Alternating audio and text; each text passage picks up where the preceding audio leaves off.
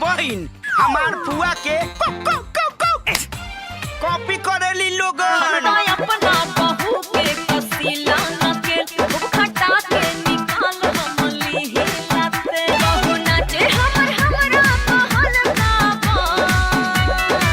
तबानी कर फूल लगवले बोलल का हम बंदी लगवली हंसल का रोक लगवनी हम पतही गइल का कहिदा पड़े हो अगवा के ये डायल सास के खूटा में बांध देलस ओकरी के कंग चू के गिरे फूट के मरे भूत बन के सासू चढ़ल रहेली कपर ले तीस ले अपन बात कर ले सास पिछले खटंक सासू रोज रोज मारेली दूसरा के गुस्सा तो ला है शैम्पू ला माजी जी माजी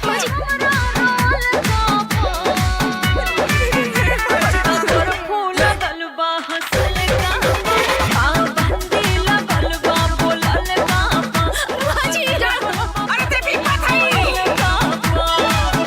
और किस्मते फूट गई। केहू के इतना सतावल ठीक ना होला। जैसन तोहार बिटिया है ना वैसने केहू माई बाप के ये भी तो बिटिया बिया। ना माजी ना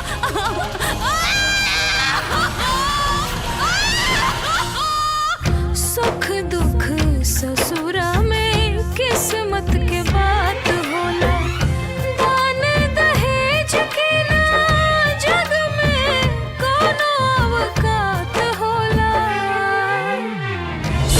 अब हम के ये बंधन में नहीं खे रहे के बस बहुत हो गई। सब मिलाई हाथ ना पति के सहल जाई न सास के छोड़ब ना खून भी जाए तो एक दिन रहल जब पतोहियन से गोबर पथवावत रहलीन और आज ऐसन दिन ह कि पतोहिया इहे लोग से गोबर पथवावत रही। अब बस चली घर में बहुवन के शासन। घर में देवी जी के मूरत सगर पुराइब हम तोहरो जरूरत। अरे बहू सुना टेंशन तोहर लेहब हम अपने कपड़े पर नाचब हम सुरहो घड़ी तोहरे इशारे पर कान धके हम उठक बैठक करतानी तोहर गोड़ धरतानी माफी दे दो